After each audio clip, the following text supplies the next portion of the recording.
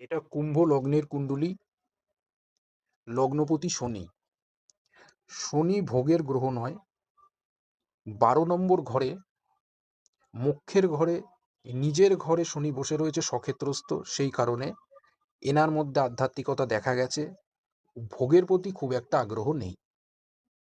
শনির দৃষ্টি চন্দ্রের ওপর পড়ছে। চন্দ্র হচ্ছে মনের কারক। 6 নম্বর ঘরে চন্দ্র নিজের ঘরে সক্ষেত্রস্থ হয়ে বসেছে, সেই কারণে এখানেও কিন্তু মনের মধ্যে সন্তুষ্টির অভাব দেখা যাচ্ছে।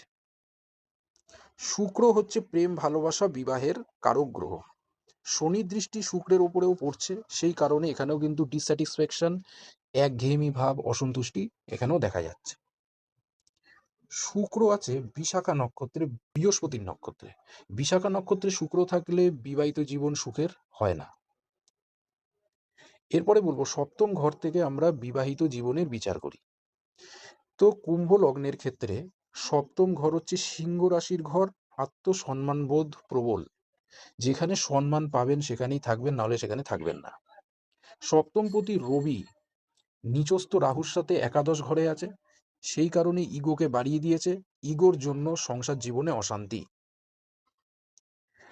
আলাদা আছেন, সেপারেশনে আছেন, কিন্তু কোনোভাবেই ডিভোর্স হচ্ছে না, কারণ বিবাহ স্থানে বৃহস্পতি আছে। বৃহস্পতি ওনার বিবাহিত জীবনকে রক্ষা করছে।